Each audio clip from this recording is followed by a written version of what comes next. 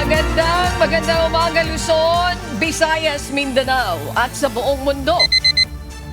Oras po natin sa buong kapuluan, 1 minuto na, makalipas ang alas 5 ng umaga, Philippine Standard Time. Ako po si Annie Ranton.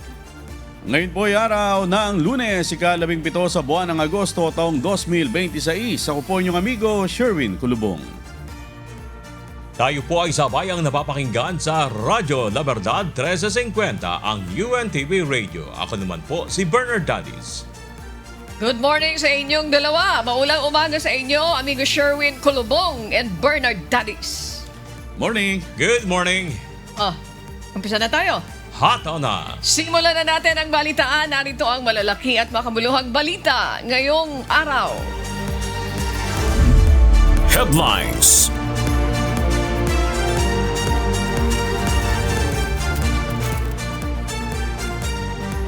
Sa mga nag-aabang ng anunsyo ng class suspension ngayong araw ng Lunes, August 17.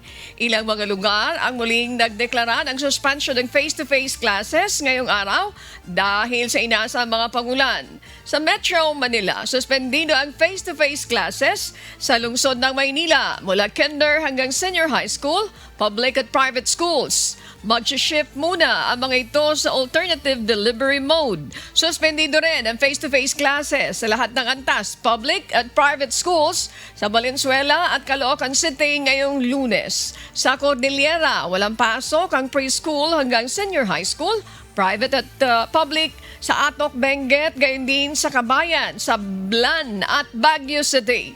All levels naman ang walang pasok sa Itongon, habang daycare centers naman ang sa Tublay. Sa Pangasinan, wala rin face-to-face classes ngayong araw ang Benmale at Mangaldan. Sa Bulacan, wala pa rin face-to-face classes ang ilang paaralan sa Balagtas, gaya ng Balagtas Central Schools, Francisco Balagtas Memorial School at ang Gat Francisco Balagtas High School.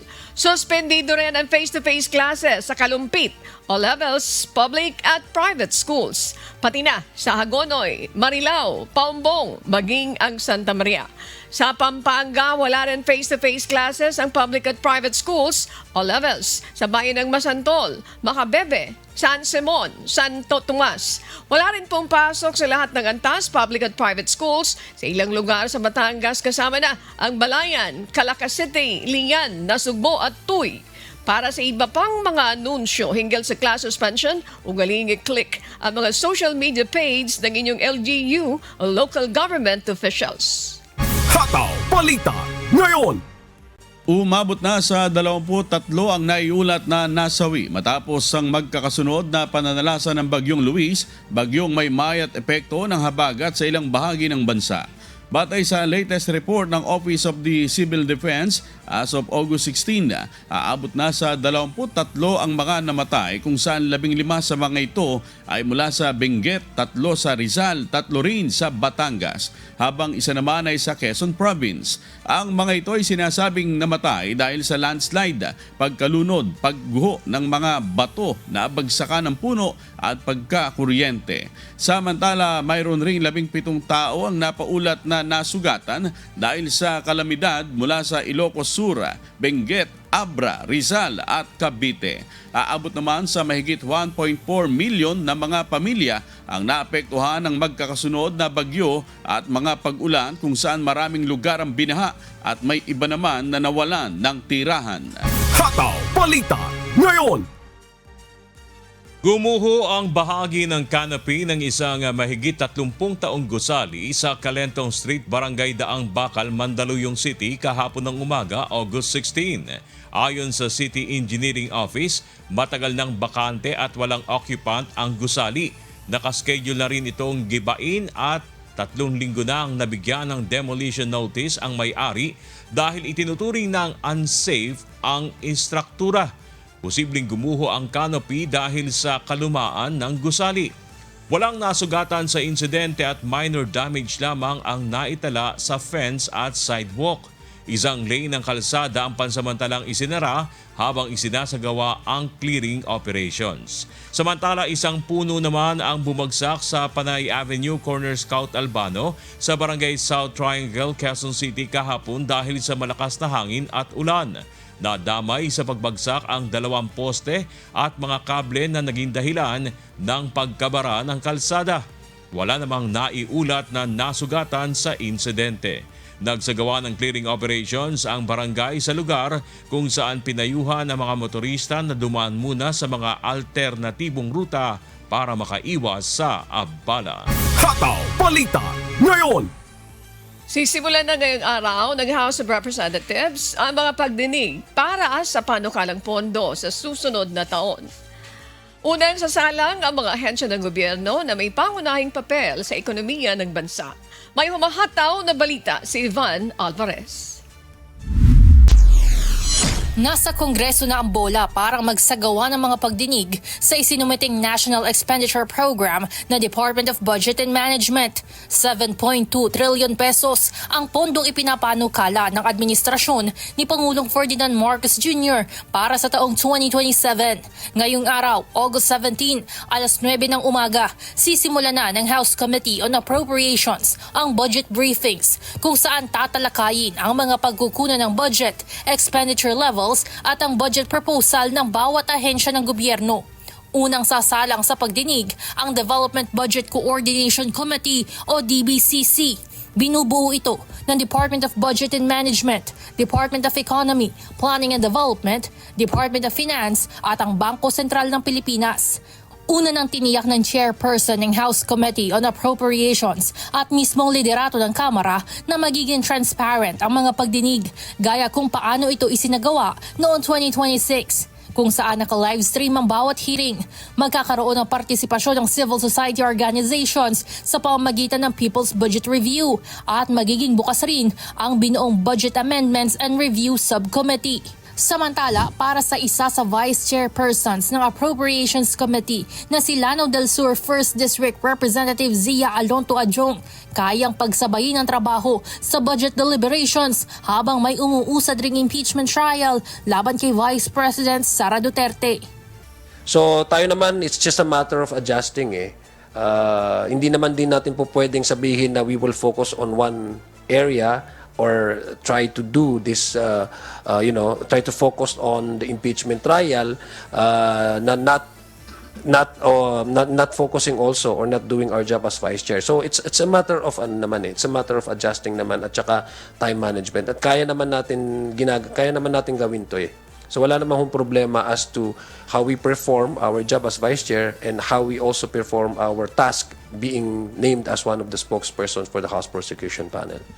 Target maaprubahan sa ikatlong pagbasa ang mabubuong 2027 House General Appropriations Bill o HGAB sa darating na October 9. Evan Alvarez, humahataw sa Balita Ngayon.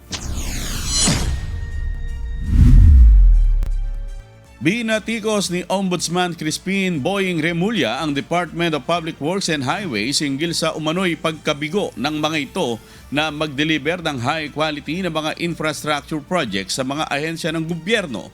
Ginawa ni Ombudsman Remulla ang naturang pahayag sa kanyang radio program noong Sabado, August 15. Isa sa kanyang binanggit na halimbawa ang tungkol sa umano'y pagkabigo sa pagpapatayo ng maayos na UP PGH Cancer Center Project na nagkakahalaga ng nasa 9 billion pesos. Gayun din ang konstruksyon ng bagong opisina ng Bureau of Immigration kung saan inabutan niya na ito ng 10 years in the making. Pati na ang headquarters ng NBI na minabuti na lamang anya na bumili ng lumang building sa halip na magpatayo ng bago. Ayon pa kay Ombudsman Remulla, mas maigi pa ang bumili ng mga lumang gusali na mas mura at mas maganda kaysa magpatayo ng bagong building na tulad ng sa PPP o Public-Private Partnership. Samantala, sinang-ayunan naman ni DPWH Secretary Vince Dizon ang mga naging pahayag ni Ombudsman Remulla hinggil sa mga proyekto sa ilalim ng PPP. Ayon sa kalihim, hanggat hindi anya nagkakaroon ng reforma sa internal system at kultura sa loob ng DPWH, mananatiling mas mabuti pa ang mga PPP kaysa sa government buildings. Naniniwala rin si Secretary Dizon na sa ilalim ng PPP, maaaring magarantyahan ang timelines, high quality, cost efficiency at high standards ng proyekto na nararapat para sa publiko. Kaugnay nito, tiniyak naman ni Secretary Dizon ang patuloy na pakikipagtulungan sa Ombudsman upang maipatupad ang mga nararapat na reforma sa DPWH. Hataw Balita ngayon. Nag-viral sa social media nitong weekend ang post ng isang netizen kung saan inireklamo nito ang tungkol saan niya ay mabagal na pagresponde ng 911 sa gitna ng isang emergency situation. Samantala, tiniyak naman ng Department of Interior and Local Government o DILG na kanilang iimbestigahan ang insidente. May hataw na balita si Joan Nano. Mariing kinundina ni BARM Chief Minister Abdul Rauf Makakuwa ang pananambang. Ipinag-utos na ni Pangulong Ferdinand Marcos Jr. ang pagsasagawa ng masusing investigasyon. Mabagal na puno ng paghihinagbis ang Facebook post na ito nang nagngangalang si Basti Ascri dahil saan niya ay mabagal na pagresponde ng 911 sa kanyang ama na inatake noong Sabado. Sa kanyang post, ibinahagi ni Basti ang kanyang naging karanasan sa 911 kung saan nasa 10 minuto na umano siyang tumatawag sa hotline ngunit walaan niyang sumasagot dito. Pagkatapos ng 10 minuto, may sumagot na anya sa tawag. Subalit, puro wait lang umano ang sagot ng kanyang nakausap. Isa pa sa kanyang ikinagagalit, rinig na rinig pa umano ang tawanan at tsikahan ng mga tao sa 911 habang may isang tao ang nangangailangan ng emergency assistance. Dagdag pa ni Basti, matagal na niyang sini-CPR ang kanyang ama at laking pagkadismaya niya nang dumating ang ambulansya. Wala umano itong AED o Automated External Defibrillator at walang sapat na kagamitan kung saan wala rin anyang pumalit sa kanya sa pagsi-CPR. Kalaunan, binawian ng buhay ang ama ni Basti. Ayon sa kanya, ipinost niya ito upang ma-realize ng iba ang bulok na sistema sa Pilipinas. Nakakagalit anya na maranasan mismo kung gaano kahirap humingi ng emergency assistance sa oras ng pangangailangan. Pero sa isa pang post ni Basti, humingi ito ng paumanhin sa mga hindi magagandang salita na kanyang nasabi laban sa 911. Nilinaw nito na hindi pala ambulansya ng 911 ang rumesponde sa kanila. Nauna niyang tinukoy na kulang umano sa kagamitan. Anya, nadiskubre niya na ito pala ay Patient Travel Vehicle o PTV mula sa kanilang barangay at hindi ang ambulansya mula sa 911. Pagbabahagi niya, nagtungo rin pala sa barangay ang kanyang kapatid upang humingi ng tulong at agad naman anyang nagpunta sa kanila ang mga kawani ng barangay.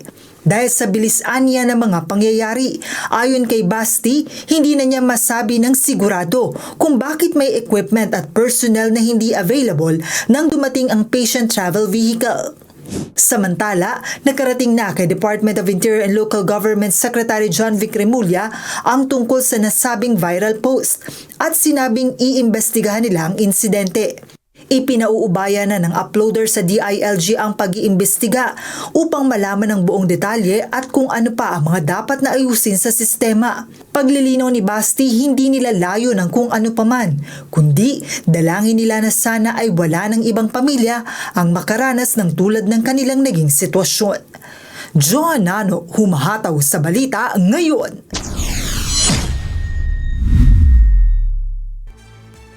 Sa kabila ng nangyaring pananambang sa convoy ni Bangsamoro Autonomous Region and Muslim Mindanao Chief Minister Abdul Paor Makakuwa noong Sabado, August 15. Iginit na opisyal na hindi nito mapipigilan ang pagdaraos ng kauna-unahang barn election sa darating na Setyembre. Dahil sa insidente, hinigpitan na ang seguridad sa rehiyon. May hataw na balita si Dante Amento. Mariing kinundina ni BARM Chief Minister Abdul Rauf Makakuwa ang pananambang sa kanyang convoy noong Sabado, August 15. Nangyari ang ambush sa may barangay Bito, Dato Odin, Sinsuat, Maguindanao del Norte habang pabalik na ang Chief Minister mula sa isang event sa barangay Gambar, Kabuntulan. Maswerteng nakaligtas ang opisyal at wala namang naiulat na nasugatan sa kanyang mga kasamahan. Sa kanyang opisyal na pahayag, kinundina ni Makakuwa ang anyay kaduwagan na nagpapakita ng anyay masakit na realidad na marami pang kailangang gawin upang maipakita ang tunay at pangmatagalang kapayapaan sa BARM. Gayunman, binigyang diin nito na hindi nito mapapahina ang kanilang pangako sa demokratikong pag-unlad. Partikular na ang determinasyon na idaos ang unang Bangsamoro Parliamentary Election na idaraos sa September 14. Binigyang din ito na hindi ang dahas ng armas at hindi ito ang magdidikta ng kinabukasan sa rehiyon. Nanawagan din siya sa publiko na manatiling mahinahon at iwasan ang mga walang basehang espekulasyon habang nagsasagawa ng masusing investigasyon ang mga otoridad. Tiniyak ni Makakuwa na mananatiling matatag at operational ang buong gobyerno ng Bangsamoro at magpapatuloy siya sa pagganap ng kanyang tungkulin para sa mga mamamayan. Samantala, inatasan na ng Commission on Elections o COMELEC na alamin kung sino ang mga nasa likod nito. Kung may kinalaman man anya ito sa halalan o wala, pinakamahalaga ang pagpapanatili ng kapayapaan at kaayusan sa lugar. Dante Amento, humahataw sa balita ngayon. Pinaiimbestigahan na ni Pangulong Ferdinand Marcos Jr. ang nangyaring ambush sa convoy ni Bangsamoro Autonomous in Muslim Mindanao Chief Minister Abdul Rauf Makakuwa noong Sabado. Samantala, nananatili namang committed ang Philippine Army para masigurong magiging payapa at maayos ang pagdaraos ng kauna-unahang BARM parliamentary elections sa susunod na buwan. May hataw na balita si Joan Nano. Ipinag-utos na ni Pangulong Ferdinand Marcos Jr. ang pagsasagawa ng masusing investigasyon hinggil sa nangyaring pananambang sa convoy ni BARM Chief Minister Abdul Rauf Makakuwa noong Sabado, August 15. Ayon kay Palace Press Officer Undersecretary Claire Castro, nais ng Pangulo na malaman at mapapanagot ang mga nasa likod ng naturang pag-atake. Nangyari ang naturang ambush isang buwan bago ang gaganaping BAR parliamentary elections sa darating na September 14. Ayon kay Yusek Castro, nanawagan si PBBM na maging mahinahon ng bawat isa at pairalin ng pagiging makatao na may respeto sa karapatan, lalong-lalo na sa buhay ng bawat kababayan natin.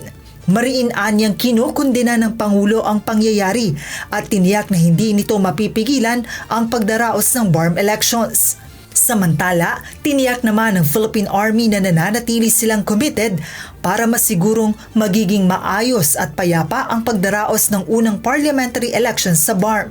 Ayon sa Philippine Army, patuloy ang kanilang pakikipag-ugnayan sa Commission on Elections, Philippine National Police at iba pang concerned agencies upang kanilang magampanan ang kanilang trabaho laban sa mga armadong grupo at iba pang banta na maaaring manggulo sa pagdaraos ng halalan. Batay sa report, bandang alas 4:45 ng hapon noong Sabado, nang tambangan ng convoy ni Makakuwa sa may barangay Dulangan Dato Odin Sinsuat sa Maguindanao del Norte. Pinaputukan ng baril ng mga armadong grupo ang 3 sasakyan na kasama sa convoy. Sa kabila nito, walang napaulat na nasugatan sa grupo ng BARM Chief Minister. Sa ngayon, hinigpitan na ng mga sundalo ang ipinatutupad na seguridad sa lugar matapos ang insidente. Joan Nano, humahataw sa balita ngayon.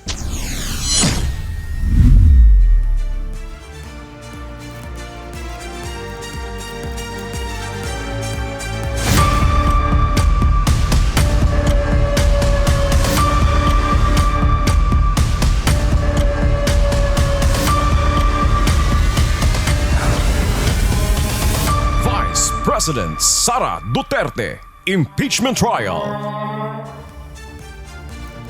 Ipagpapatuloy ngayong araw ang impeachment trial ni Vice President Sara Duterte. Kabilang sa inaasahan ay ang ruling na ilalabas ng korte at ang panibagong testigo ng prosekusyon para sa Article 1 ng impeachment. May humahataw na balita si Jed Neresina.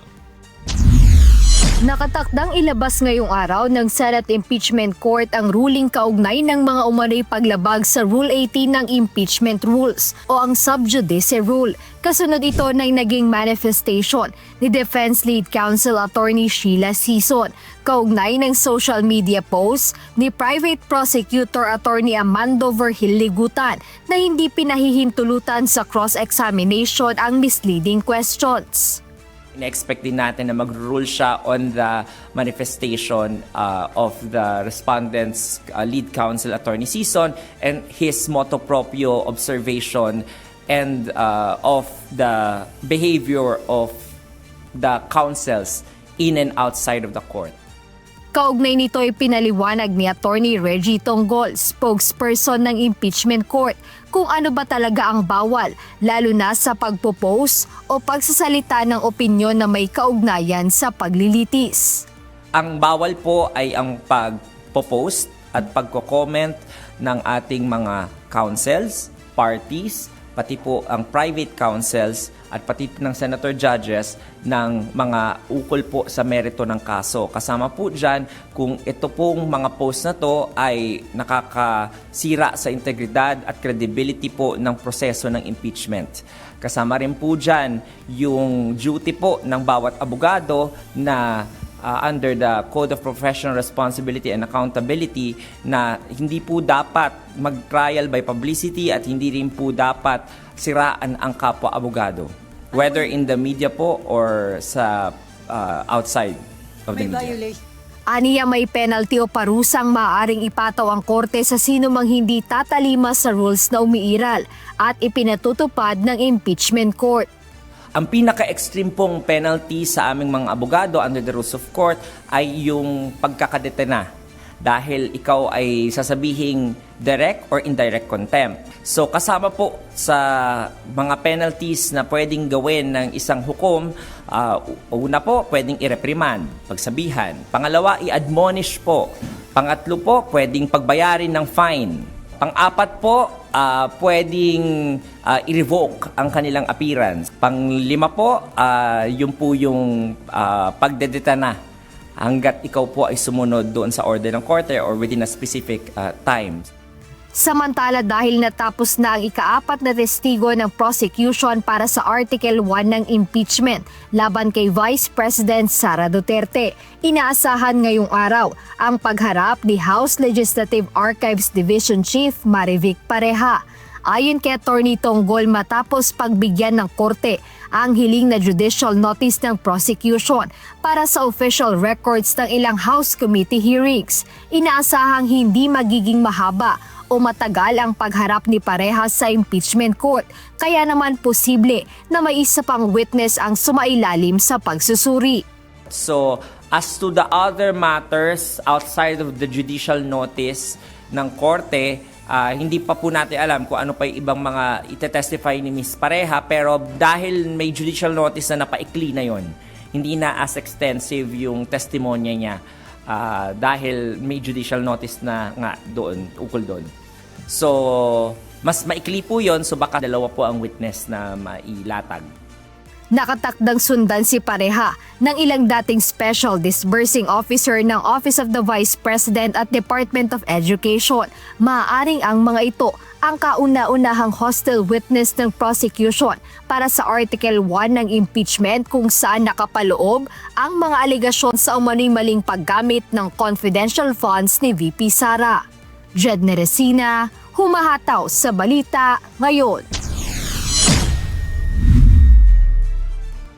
Sa gitna ng inaasahang paglalabas ng ruling at warning ng presiding officer ng Senate Impeachment Court, kaugnay ng lumalabag sa Rule 18 ng impeachment rules o ang sub judice rule, umaasa ang prosekusyon sa patas na pagpapatupad ng panuntunan sa impeachment trial. May hataw na balita si Rosalie Cos. Isa sa inaabangan sa pagpapatuloy ng impeachment trial kay Vice President Sara Duterte ngayong araw ang desisyon ng presiding officer ng Senate Impeachment Court na si Senator Judge Francis Chis Escudero kaugnay ng mga lumalabag sa sub judice rule o Rule 18 ng Procedure on Impeachment Trials. Ayon kay Senator Judge Escudero, paulit-ulit na lumalabag dito ang isang panig. Nakasaad sa Rule 18 ng Procedure on Impeachment Trials, hindi dapat maglabas sa publiko ng mga komento o impormasyon tungkol sa mga merito o laman ng kaso ang presiding officer, miyembro ng Senado, prosecutors, respondent, defense counsel at mga testigo habang nakabinbin ng impeachment trial. One side has been crossing the line many times, and In fact, the presiding officer is already in the process of drafting a ruling and a warning and an order pertaining to this. Because clearly, I can even name all of you who have been commenting on social media in violation of Rule 18 of the impeachment rules. Umaasa ang House Prosecution Team na magiging patas ang ilalabas na ruling ng presiding officer. Ayon kay former Congressman Robert Ace Barbers na siyang spokesperson at advisor ng House Prosecution Panel, kung may rule, dapat pare-pareho ang application. Hindi pwedeng mahigpit sa isa pero maluwag sa iba. Dagdag pa nito, nakasalalay ang kredibilidad ng impeachment court hindi lang sa mga umiiral na panuntunan kundi sa patas na pagpapatupad nito. Ganito rin ang posisyon ng isang constitutional law expert. The rule should apply to all equally. Yan, patakaran yan, batas yan, at saka dahil nag-submit tayo sa impeachment trial, so sundin natin kung ano yung rules on the impeachment ng Senado. Gayunman, duda ang abogada kung maglalabas ng gag order kay VP Duterte ang impeachment court. Kasunod ito ng matinding pahayag ng pangalawang Pangulo laban sa proseso ng impeachment. I don't think kailangan guluhin ang impeachment. Napaka-klaro naman yung bending the law dyan sa impeachment na yan, simula pa sa House of Representatives hanggang sa pagkakaroon ng dalawang tao na nakaupo doon sa, ano man tawag dyan, stage or rostrum or elevated platform. Hindi na kailangan guluhin ang impeachment dahil magulo na siya sa bending the law. Mahirap yata from a political side, baka lalong magkaroon ng tension kung inisyuhan ng Senate ng gag order, sabihan si Vice President na huwag ka na magpapa-interview, huwag ka na magsasalita outside of court, etc. All you have to, everything that you need to say, you say in the impeachment court. I don't think the Vice President will sit there and obey that kind of order strictly. So medyo mahihirapan, but let's see. Hopefully, 'di ba? Kasi we abide by the rule of law, and all of us, regardless of rank and position, should follow the same principle. Pero naniniwala rin si Attorney Reyes may tuturing na paghamak sa hukuman kung magiging paulit-ulit ang ganitong uri ng pahayag ng pangalawang Pangulo laban sa impeachment trial. Rosa Licozo, Mahataw sa Balita Ngayon.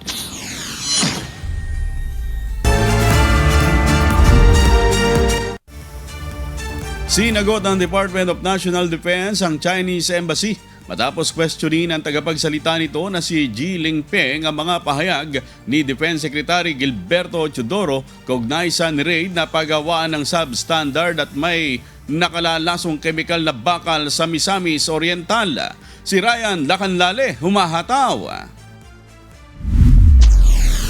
Tinawag ng Department of National Defense na lantarang panghihimasok sa internal affairs ng Pilipinas ang pinakabagong pahayag ng Chinese Embassy. Iyan ay matapos akusahan ng mga ito si Secretary Teodoro hinggil sa umano'y pagbaluktot sa katotohanan hinggil sa ginawang pag-aresto sa 69 na Chinese workers sa isang pagawaan ng mga bakal na niraid sa Misamis Oriental noong May 15. Kinwestiyon rin ng Chinese Embassy kung bakit kasali ang Department of National Defense sa naturang law enforcement operation. Sa opisyal na pahayag na inilabas ng DND, iginiit nito na wala silang obligasyon na sumagot sa katanungan mula sa sinumang dayuhang pamahalaan o embahada. Nauna nang ibinunyag ni Presidential Anti-Organized Crime Commission o PAOK Executive Director Benjamin Acorda Jr.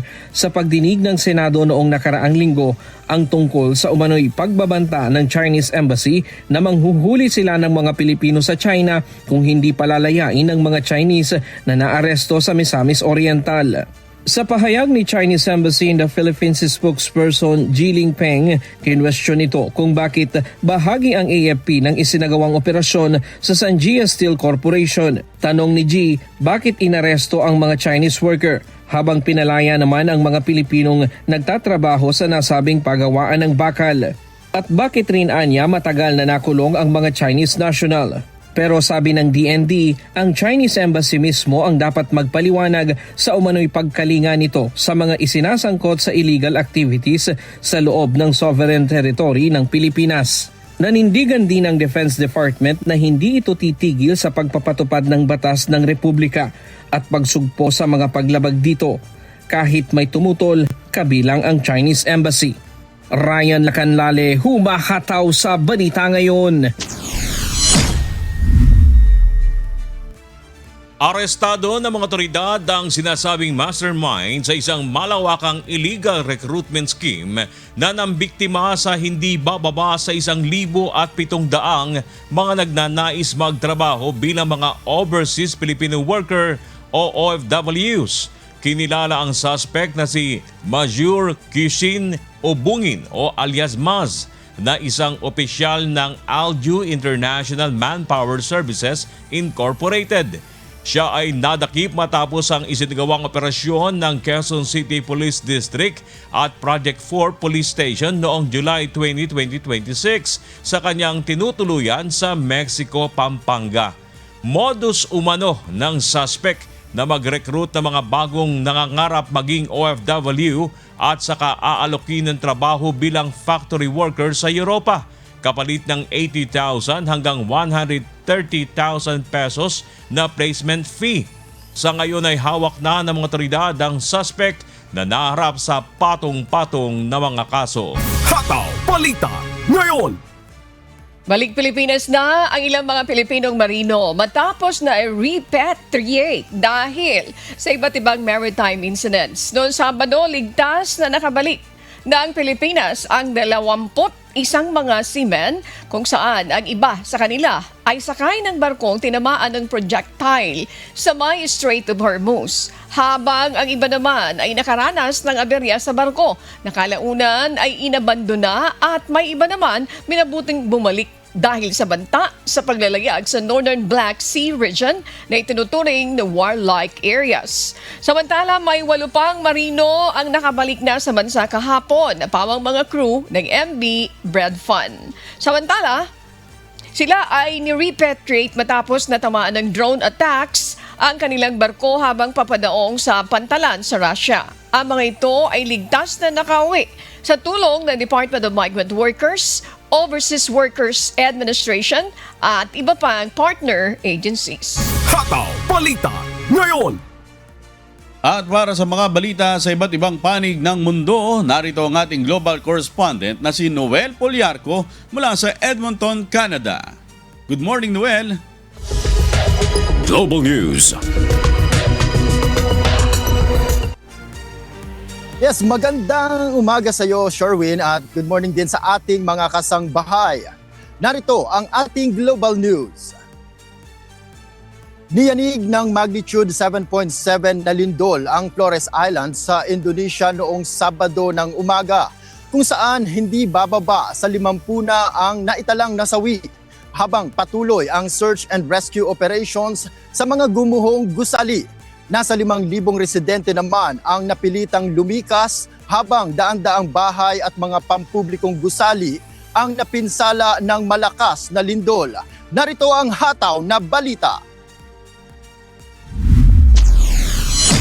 Sirang mga bahay, gumuhong mga ari-arian at mga residenteng takot pang bumalik sa kanilang tirahan. Ganito ang iniwan ng magnitude 7.7 na lindol na yumanig sa Flores Island sa Eastern Indonesia madaling araw noong Sabado. Naitala ang lindol bago mag alas 5 ng umaga local time na may lalim na 15 kilometro.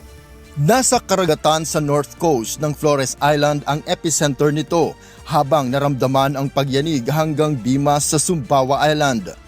Kabilang ang Manggaray at Sika sa mga lugar na matinding napinsala. Aabot na sa 53 ang kumpirmadong nasawi dahil sa lindol, habang mahigit 100 ang nasugatan. Ilan sa mga biktima ay natutulog ng matabunan ng gumuhong bahay at iba pang istruktura.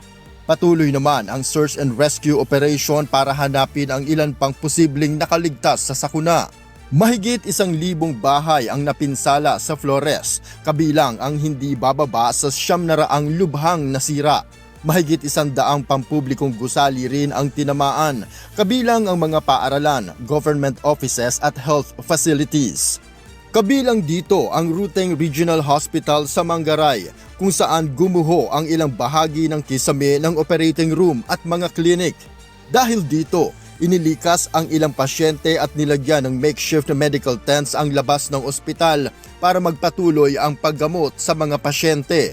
Sa East Mangaray, kitang-kita rin ang mga gumuhong bubong, bitak-bitak na pader at nagkalat na debris. Dahil sa pinsala, takot ang ilang residente na muling pumasok sa kanilang mga bahay. Karena itu perasaannya tuh takut kalau kita sekarang kalau kita masuk ke dalam rumah dengan penuh kecemasan karena bangunan-bangunan yang sudah begitu bentuknya sudah pecah, sudah patah semua badan rumah, jadi kita takut juga masuk ke dalam rumah. Untuk sementara waktu masih mengungsi di luar. Sa Labuhan, Baho, nagtakbuhan din palabas ang mga guest mula sa isang napinsalang hotel. Ayon sa isang hotel guest, malakas at matagal ang pagyanig at kinailangan nilang hanapin ang emergency exit mula sa ikalimang palapag. Cukup keras, jadi duduk-duduk gitu. Saya kira ada yang bangunin apa gimana. Terus aku bangun, oh gempa gitu. Terus aku bangunin dia, kita keluar. Suaranya makin kenceng. Terus kayak aku nggak pernah ngerasain gempa yang segininya. Biasanya kan gempa ya udah gitu, langsung hilang. Ini lama banget. Nasa 5,000 ang lumikas o napilitang iwan ang kanilang mga tirahan dahil sa lakas ng lindol. Marami ang nagpunta sa matataas na lugar matapos umurong ang tubig sa ilang baybayin at maglabas ng tsunami warning ang mga otoridad. May mga alon na umabot sa 1.6 meters sa ilang coastal areas. Nilift din ang tsunami warning makalipas ang humigit kumulang 3 oras. Pero pinayuhan pa rin ang mga residente na lumayo sa mga nasirang estruktura. Patuloy kasing niyanig ng mga aftershocks ang Flores. Mahigit 300 aftershocks ang agad na naitala. Kabilang ang malalakas na pagyanig na umabot sa magnitude 5.9, magnitude 5.6 at magnitude 6.1. Ilang oras matapos ang lindol sa Flores, isa pang magnitude 6.9 na lindol ang naitala sa Northern Sumatra. Ilang oras bago ang magnitude 7.7 na lindol, naitala rin ang pagbuga ng abong umabot sa humigit kumulang 5 kilometro mula sa Mount Ibo Volcano sa Halmahera. Matatagpuan ang Indonesia sa Pacific Ring of Fire, kung saan nagtatagpo ang mga tectonic plate kaya madalas makaranas ang bansa ng malalakas na lindol at volcanic activity. Samantala, nagpadala na ang pamahalaan ng 50,000 aid packages o nasa 275 tons na tulong para sa mga apektadong komunidad. Nagpadala rin ng mga helicopter, eroplano, naval vessel at search and rescue ships habang mahigit 3,500 militar at pulis ang idineploy sa mga apektadong lugar. Kabilang sa agarang kailangan ng mga evacuee ang pagkain, inumin, gamot, malinis na tubig, tent at kuryente habang patuloy ang pagtaya sa kabuuang lawak ng pinsala. Bago ang lindol sa Indonesia, ilang malalakas na lindol na rin ang naitala sa iba't ibang panig ng mundo ngayong taon.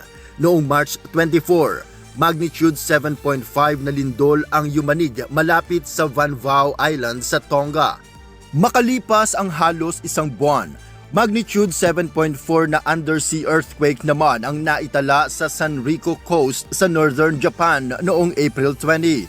Pagsapit ng June 8, magnitude 7.8 na lindol ang tumama sa southern coast ng Mindanao sa Pilipinas na sinasabing pinakamalakas na lindol na naramdaman ngayong taon. June 24, dalawang magkasunod na malakas na lindol ang yumanig sa Venezuela. Magnitude 7.7 na sinundan ng magnitude 7.5 makalipas lamang ang 39 na segundo. Noong nakaraang Lunes lang, August 10, nang yanigin ng magnitude 7.4 na lindol ang Western Colombia malapit sa San Jose del Palmar sa Choco Region. At 5 araw lamang ang lumipas, August 15, magnitude 7.7 naman ang naramdaman sa Flores Island sa Indonesia. Sa gitna ng sunod-sunod at malalakas na lindol, patuloy ang paalala ng mga otoridad na manatiling alerto at laging maging handa sa posibleng panibagong pagyanig.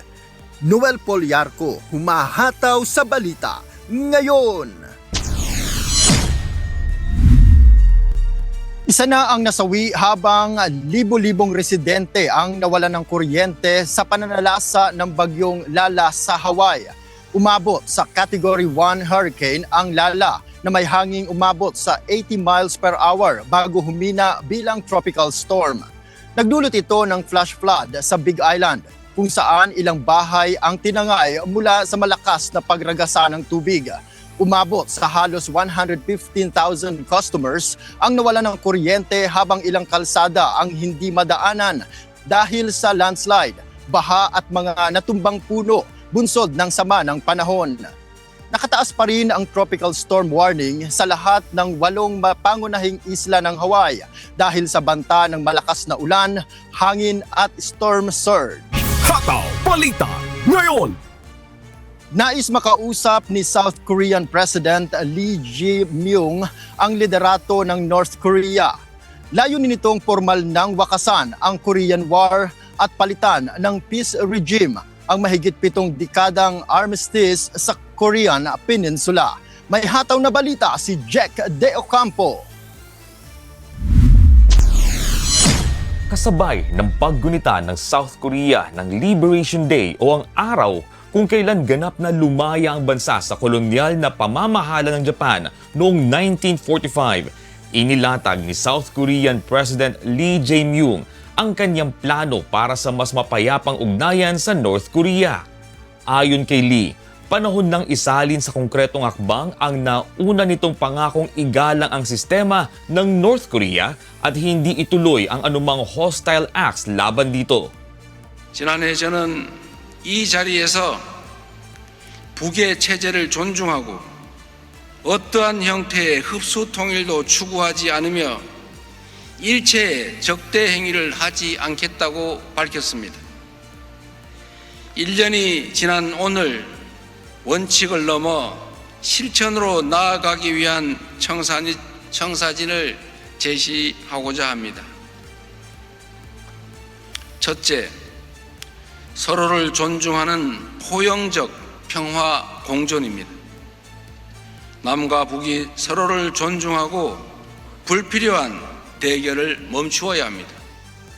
Giit ni Lee, hindi masasabi na pagsuko ang pakikipag-usap sa North Korea kundi simula ng peaceful coexistence ng dalawang bansa. Nais din ng South Korean President na magpatupad ng mga mekanismo para maiwasan ang krisis at pag-igting ng tensyon lalo na sa border ng dalawang Korea. 우리의 한걸음이 접경 지역의 군사적 긴장을 낮추고 신뢰 구축의 마중물이자 안정적 한반도의 토대가 되기를 바랍니다. Nananatili ang tensyon sa pagitan ng North at South Korea. Sinasabi ring nasa digmaan pa rin ang mga ito dahil armistice lamang at hindi peace treaty ang napagkasunduan bilang solusyon sa Korean War noong 1953. Dahil dito, nananawagan si Lee na dapat ay simulan na ng dalawang panig ang pag-uusap para formal nang tapusin ang mahigit 7 dekadang digmaan. 전쟁을 종식하고 한반도의 불안정한 정전 체제를 평화체제로 바꾸는 여정에 나설 것입니다.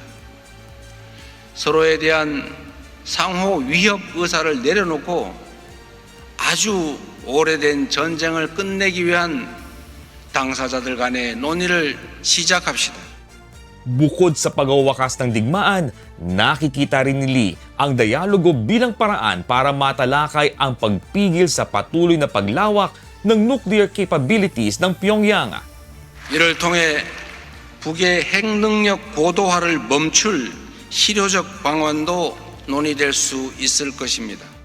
Matatandaang ilang ulit nang nag-alok ng pakikipag-usap si Lee sa Pyongyang mula nang maupo ito bilang Pangulo noong 2025. Gayunman, hindi ito binibigyang pansin ng North Korea at sa halip ay patuloy pa nitong pinalalakas ang ugnayang militar sa Russia. una na ring nanindigan ang Pyongyang na hindi na maaaring alisin sa kanila ang kanilang nuclear program at mananatili silang nuclear state. Kasabay nito ang mariing pagtutol ng North Korea sa nakatakdang taunang joint military exercises ng South Korea at United States. Sa ngayon, umaasa ang Seoul na mabubuksan muli ang dialogo bilang unang hakbang tungo sa formal na pagwawakas ng Korean War. Jack De Ocampo, humahataw sa balita ngayon. Dapat tanggapin na lamang ng Estados Unidos ang pagkatalo nito sa digmaan ayon sa Iran, kasabay ng pagtutol nito sa pahayag ni US President Donald Trump na gagawing bahagi ng teritoryo ng Amerika ang Strait of Hormuz. Samantala, ramdam na rin ng Amerika ang epekto ng digmaan sa gitna ng patuloy na pagtaas ng presyo ng mga produktong petrolyo dahil sa tensyon sa gitnang silangan. May hataw na balita si James Bontuyan. Halos 6 na buwan mula nang sumiklab ang digmaan sa pagitan ng Estados Unidos, Israel at Iran, patuloy ang epekto nito sa pandaigdigan supply at presyo ng langis. Bago ang digmaan, humigit kumulang 20% ng global oil at liquefied natural gas shipments ang dumaraan sa Strait of Hormuz. Pero dahil sa mahigpit na pagkontrol ng Iran sa nasabing ruta, malaki ang ibinaba ng bilang ng mga barkong nakakatawid dito. Ayon sa ship tracking firm na Kepler, 2 barko lamang ang nakatawid sa strait noong Biyernes at walang nakitang crude oil shipment. Malayo sa mahigit 130 barkong dumaraan doon araw-araw bago ang digmaan. Ramdam na rin sa Amerika ang epekto ng pagtaas ng presyo ng langis. Umabot sa mahigit kumulang $4.80 na ang average price ng 1 galon ng gasolina sa US na mas mataas ng 29% kumpara noong nakaraang taon. Pero ayon kay US President Donald Trump, dapat tanggapin ng mga Amerikano ang bahagyang mas mataas na presyo ng gasolina kapalit ng pagtiyak na hindi magkakaroon ng nuclear weapon ang Iran. So, for you to pay a tiny little bit more for your gasoline, just remember you're doing it so that a very evil country cannot have a nuclear weapon. So remember that when you have to pay a little bit more, you're at $4. It's okay. I mean, I'll never apologize. Nanindigan din itong tama ang kanyang desisyon na ipagpatuloy ang digmaan laban sa Iran. Dagdag pa ng Pangulo, malapit na nilang tuluyang matalo ang Iran at kapag nangyari ito, idideklara niya ang Strait of Hormuz bilang teritoryo ng United States. And after we finish defeating Iran, which is being very badly defeated, pretty soon I'll be declaring the Hormuz Strait a territory of the United States. Subalit, mariin itong tinutulan ng Iran. Giit ni Iranian Deputy Foreign Minister Kazim Garibabadi, hindi maaangkin ang Strait of Hormuz sa pamamagitan lamang ng pahayag o pagpapakita ng puwersang militar. Dagdag pa ni Garibabadi, Iran lamang ang magpapasya kung kailan bubuksan o isasara ang strait. At hanggat hindi umano tinatanggap ng US ang katotohanan ng pagkatalo nito, ipagpapatuloy ng Iran ang blockade. Binatikos din ni Senior Military Advisor Amir Hatami ang pahayag ni Trump at tinawag itong walang katuturan. رئیس جمهور جنایتکار امریکا میگه من میخوام تنگه هرمز رو بخشی از سرزمین جنایت اعلام بکنم. اولا که تو غلط میکنی. البته بعد که فهمیدن که چه غلط بزرگی کردن گفتن شوخی میکنیم. شوخیش هم غلط زیادیه. Samantala, wala pa rin nakikitang pag-usad sa US-Iran peace talks. Ayon kay Iranian Foreign Minister Abbas Araghchi, walang desisyon ang Tehran na ipagpatuloy ang direktang negosasyon sa Washington. قطعها هم قطر هم پاکستان پیام‌هایی رو رد و بدل می‌کنن، در تماس با ما هستن و ولی اصلا به معنای مذاکره نیست. ما هنوز تصمیمی برای شروع مجدد مذاکره با آمریکا گرفته نشده. Patuloy naman ang technical talks ng Iran at Oman para sa mga bagong ruta ng mga barkong dadaan sa Strait of Hormuz. Pero Pero nilinaw ni Aragji na hiwalay ito sa usapin ng muling pagbubukas ng strait. Git niya, bubuksan lamang ang waterway kapag natugunan ang mga kondisyon ng Iran at tumupad ang Amerika sa mga pangako nito. Sa gitna ng patuloy na girian, nag-alok din ng gantimpala ang Iranian military para sa sino mang makakahuli o makakapatay sa sundalong Amerikano. هر کسی هر رزمنده عزیزی یک آمریکایی رو بکشد یا دستگیر کنه تحویل بده به هر کدوم از یگانه‌های ارتش جمهوری اسلامی ایران، ما به پشتوانه این عزیزانی که میخواهند در جهاد مالی شرکت کنند اما به ضمانت ارتش در کنار اون اجر عظیم جهاد یک هدیه خوب میدیم. این هدیه معادل $30,000 است، حدود 5 میلیارد تومان. Sa ngayon, nananatiling maliit ang posibilidad tungo sa panibagong negosasyon habang kapwa nagpapakita ng matinding paninindigan ang Washington at Tehran sa usapin ng Strait of Hormuz. James Bontuyan, humahataw sa balita ngayon.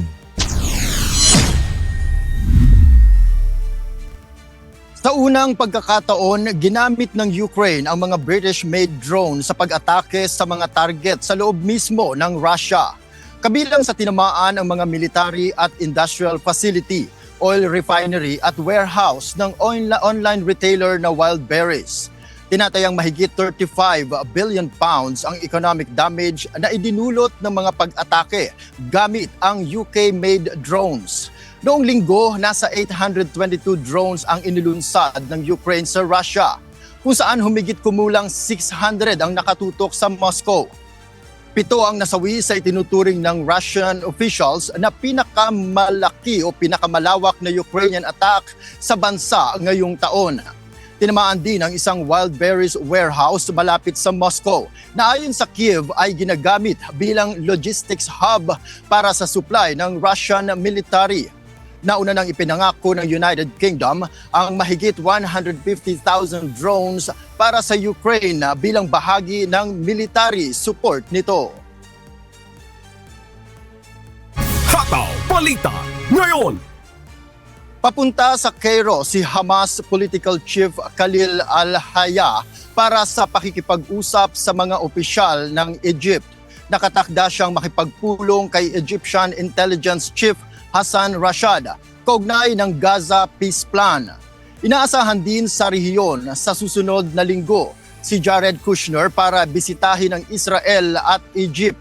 Layunin ng pagbisita na mapaliit ang pagkakaiba ng mga panig sa Gaza Plan na tinutulan ni Israeli Prime Minister Benjamin Netanyahu. Kabilang sa plano ang pag-surrender ng Hamas sa mga armas nito at phased withdrawal ng Israeli forces mula sa malaking bahagi ng Gaza. Iginiit naman ng Hamas na sumusunod ito sa kasunduan at nanawagan sa mga mediator at United States na hikayatin ng Israel na sundin ang roadmap. Hataw Balita ngayon! 12 ang kumpirmadong nasawi nang mahulog sa gilid ng kalsada at tumaob ang isang bus sa M3 motorway sa Hungary. Sa paunang investigasyon, posibleng nakatulog habang nagmamaneho ang driver na nasa kustodiya na ng mga otoridad. Sa 57 na pasahero at 2 driver, 35 na ang nasagip ng mga firefighters. May isa namang nagtamo ng life-threatening injuries. 9 ang malubhang nasugatan at 37 ang may minor injuries. Pauwi na mula Bosnia and Herzegovina ang bus. Nasakay ang mga Polish pilgrim nang mangyari ang aksidente. Hataw Balita ngayon! At yan po ang mga balita mula sa iba't ibang panig ng mundo. Mula rito sa Edmonton, Canada, ako po si Noel Poliarco. Magandang araw. Ipinatutupad na sa ilang gas stations ang 12 pesos per liter na fuel discount sa mga pampasaherong jeepney at UB Express. Bahagi ito ng mga inisyatibo ng pamahalaan sa public transport sector. sa gitna ng mataas na presyo ng mga produktong petrolyo. May hataw na balita si Asher Cadawan Jr.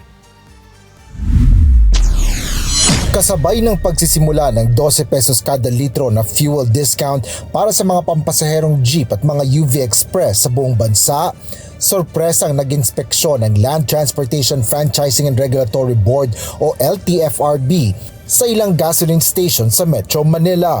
Mula sa nakaraang 10 piso kada litro, itinaas na ng pamahalaan sa 12 pesos per liter ang fuel discount upang matulungan ang mga nasa sektor ng pampublikong transportasyon.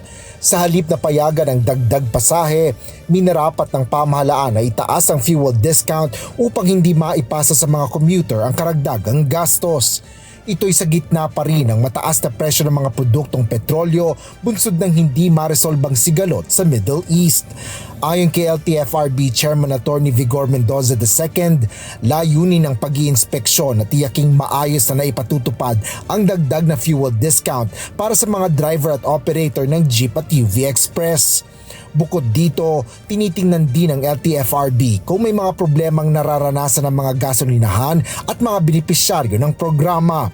Sa isinagawang pag-iikot ng LTFRB chairman sa Metro Manila, sinabi ni Atty. Mendoza na 8 sa 10 gasoline station na kanilang napuntahan ang nagpapatupad na ng 12 pesos kada litrong diskwento. Para makuha ang diskwento, kailangan lamang ipakita ng driver ang license plate bago magpakarga at otomatiko nang ibabawas ang discount sa halaga ng pinakargang diesel.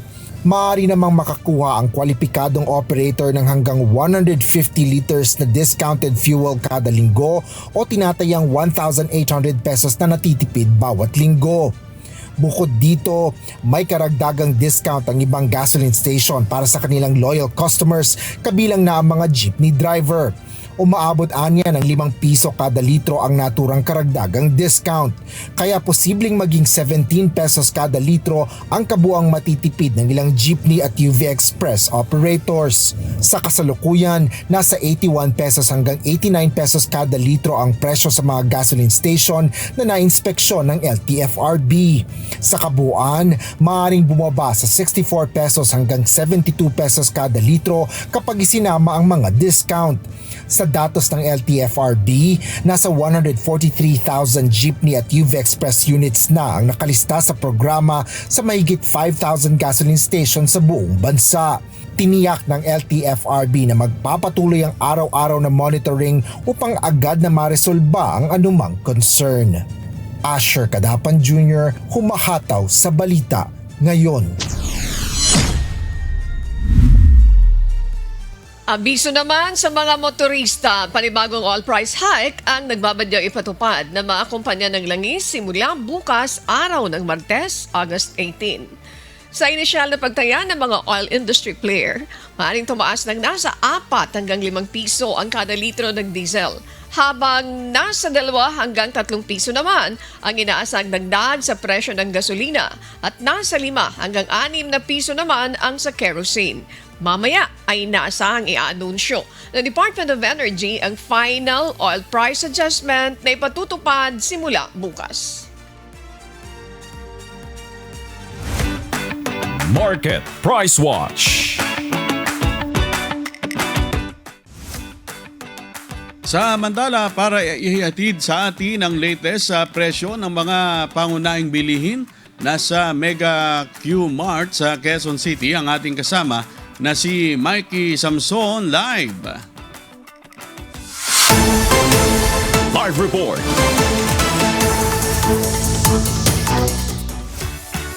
Good morning, Mikey. Kumusta ang presyohan ng mga bilihin dyan sa Mega Q Mart? Nagtaas na ba ang presyo ng mga gulay, lalo pat madalas ang bagyo at mga pag-ulan itong mga nakalipas na linggo, Mikey?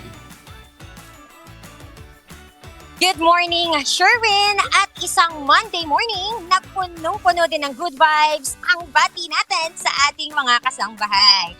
At yes, nandito nga po tayo ngayon sa Mega Q-Mart dito sa may Cubao, Quezon City para muli ay mag-update ng prices ng mga bilihin sa ating mga kasambahay kagaya na lamang ng isda, gulay at karne. At sa atin nga pong pag-iikot-ikot dito sa may Mega Q-Mart ay napag-alaman po natin na ang presyo po ng karne kagaya ng baboy at ng manok ay bumaba. Pero ang presyo po ng gulay at ng isda ay nagkaroon ng pagtaas. Kung ikukumpara yan sa mga nakaraang araw, yung presyo po nila itong mga nakaraang araw at dahil pa rin yan sa madalas na pag-ulan. Gayunpaman, kahit na nakakaranas sila ng problema sa supply ng kanilang mga produkto, ay sinisigurado pa rin ng ating mga vendors dito sa Mega Q-Mart na patas ang presyo na maibibigay nila sa kanilang mga mamimili at sa kanilang mga suki. At para naman sa ating mga kasambahay na pupunta na ng market ngayong morning o kaya naman ay nagnanais na bumisita dito sa may Mega Q-Mart, narito po ang presyo ng kanilang mga produkto. Simulan po natin sa gulay. Ang kamatis po ay nagkakahalaga ng 100 ang bawat kilo. Ang sibuyas ay nasa 120 pesos per kilo. Ang bawang ay nasa 150 pesos ang 1 kilo. Ang ampalaya ay nagkakahalaga ng 200 pesos per kilo. Ang labanos naman po ay nasa 180 pesos per kilo. Ang sayote ay nasa 50 pesos ang 1 kilo. Ang repolyo po, ang 1 kilo ay nasa 100. Ang talong naman ay nasa 200 ang bawat kilo. Ang pechay Tagalog ay nasa 30 pesos ang 1 tali. Ang mustasa ay nasa 30 pesos ang 1 tali. At ang alugbati ay nasa 20 pesos ang bawat tali. At ang talbos naman po ng kamote ay nasa 20 pesos din po ang kada tali. Pagdating naman po sa isda, ang tulingan po ay nagkakahalaga ng 280 pesos per kilo. Ang pampano ay nasa 480 pesos ang 1 kilo. Ang dalagang bukid, ang per kilo niyan ay nasa 300 pesos. Ang galunggong po ay nasa 200 pesos per kilo. Ang bangus ay nasa 240 pesos ang 1 kilo at ang asuhos ay nasa 350 pesos per kilo. Pagdating naman po sa baboy, ang maskara po ng baboy ay nagkakahalaga ng 200 pesos. Ang pork ribs naman ay nagkakahalaga ng 240 pesos per kilo. Ang pork loin ay nasa 380 pesos ang 1 kilo. Ang pork chop ay nasa 300 pesos ang 1 kilo. Ang liempo naman po at ang lomo ay parehong naglalaro sa 380 pesos to 400 pesos ang 1 kilo.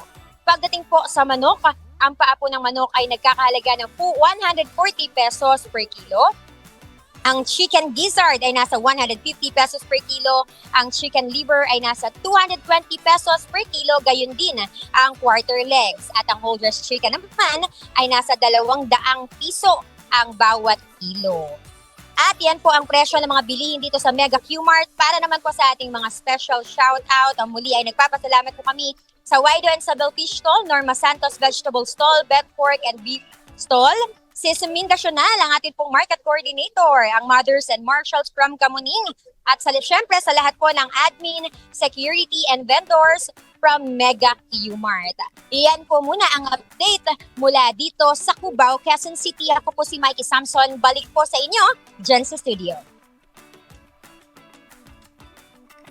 So, nag-uulat ng live mula sa Mega Q-Mart sa Quezon City. Regional News.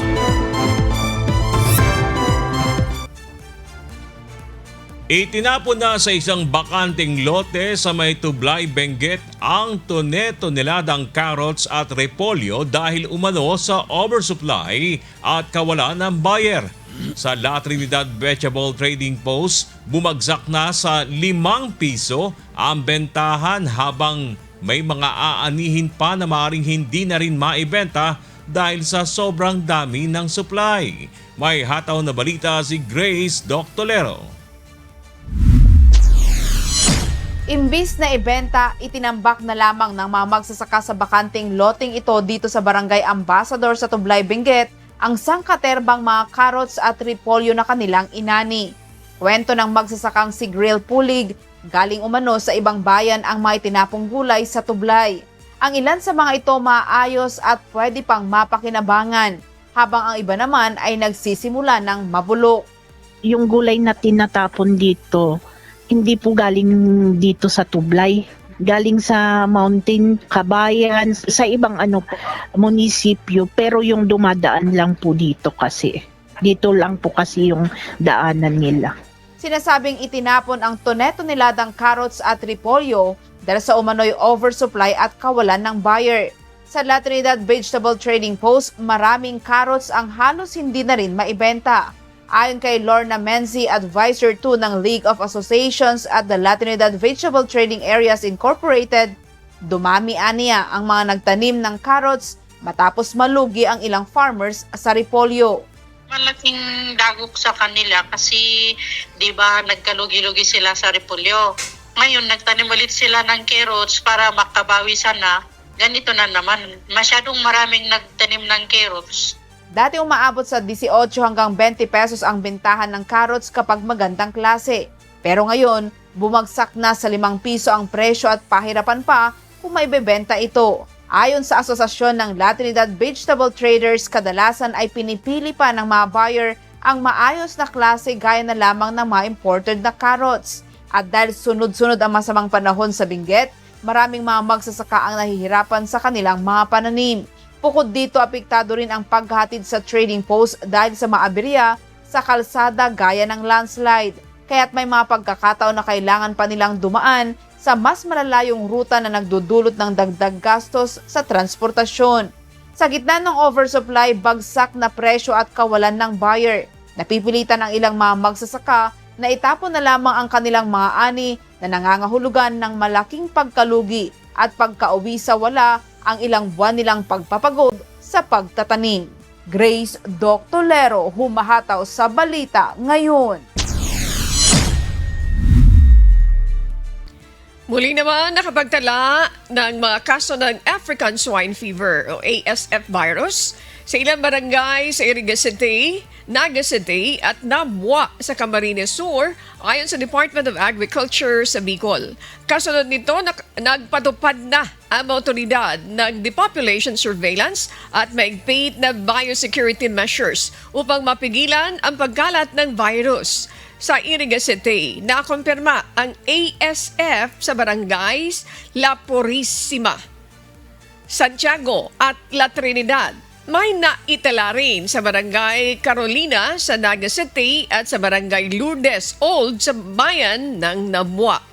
Ayon sa Department of Agriculture, Bicol, sinuri sa Regional Animal Disease Diagnostic Laboratory ang mga blood sample na isinumite ng mga apektadong LGU. Gamit ang real-time PCR for ASF na kumpirma na positibo sa ASF virus ang mga sample. Sa ngayon ay pinatutupad na ang mahigpit na biosecurity measures, kabilang ang regular na paglilinis at pagdisinfect ng mga kulungan ng baboy. Hataw Balita ngayon! Arestado ng Philippine Coast Guard ang 8 individual matapos na madiskubre ang isang undocumented na bangka na hinihinalang sangkot sa hindi otorisadong paglilipat ng mga produktong petrolyo sa may baybayin sa Barangay Makawayan, Tingloy, Batangas noong Sabado, August 15. Rumusponde ang PCG sa lugar matapos na makatanggap ng ulat hinggil sa isang bangka na umano'y napadpad sa may baybayin dahil sa aberya sa makina nito. Sa isinagawang pag-iinspeksyon ng PCG, dito na nadiskubre na undocumented ang bangka pati na ang karga nitong mga produktong petrolyo kaya't dito na nagduda ang mga otoridad.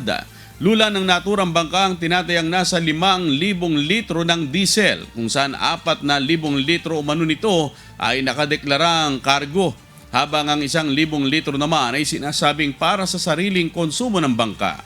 Sa ngayon ay nagsasagawa na ng case build-up ang PCG sa mga naarestong individual.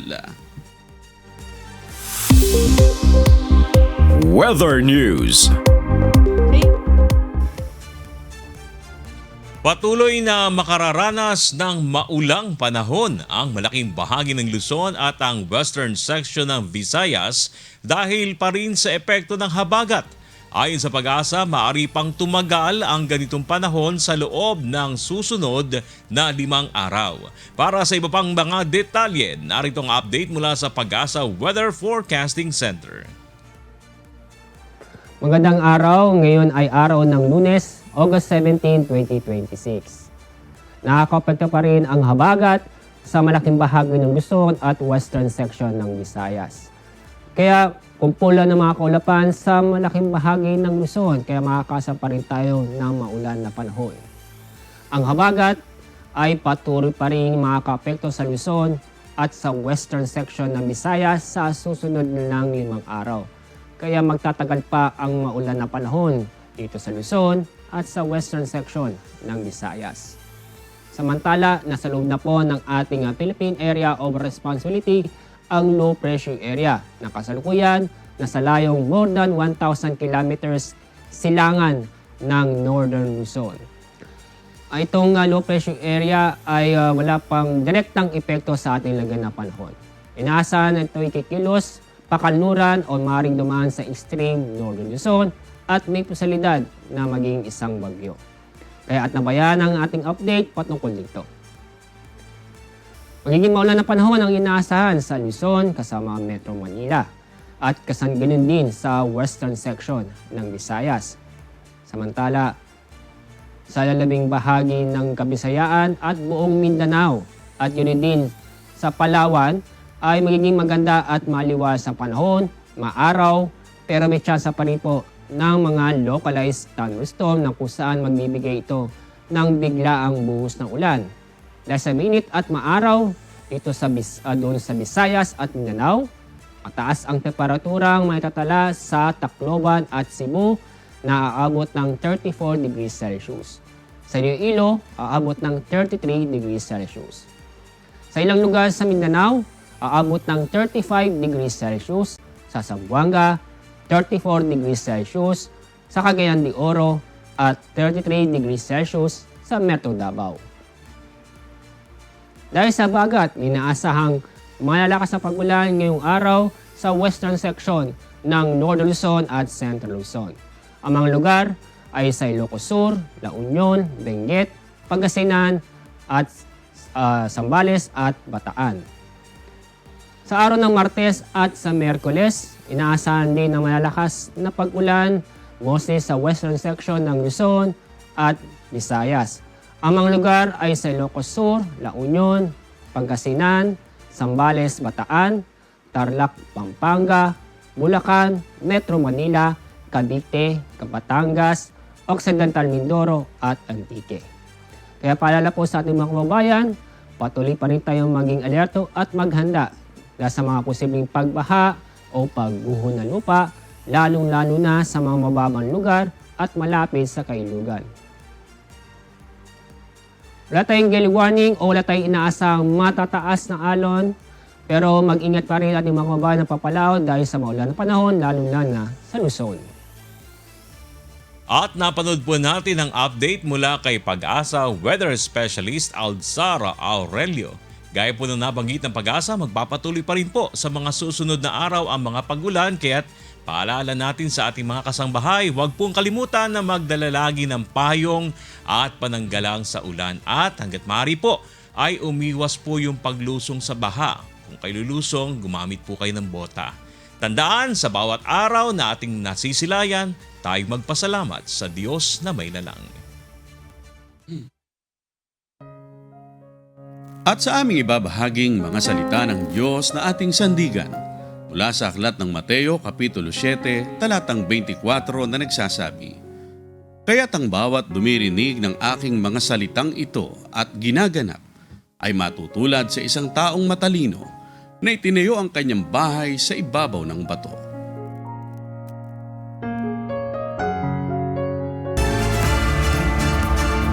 At yan po ang mga humahataw na balita ngayong umaga ng Lunes, ika-17 sa buwan ng Agosto 2026. Ako po inyong amigo, Sherwin Kulubong. Sa ngalan na lahat ng bumubuo ng UNTV News and Rescue, UNTV Radio La Verdad 1350 at ng ating mga correspondent mula sa Pilipinas at sa iba't ibang panig ng mundo, ako naman po si Bernard Dalis. No more shout out. Dito po sa UNTV at UNTV, Radio La Verdad 1350. Diyos ang aming sandigan, serbisyo publiko ang aming pinahalangahan. Ako po si Annie Rantoy. Stand by po, susunod na ang serbisyong MCGI sa Good Morning Kuya. Salamat po sa Diyos at magandang umaga.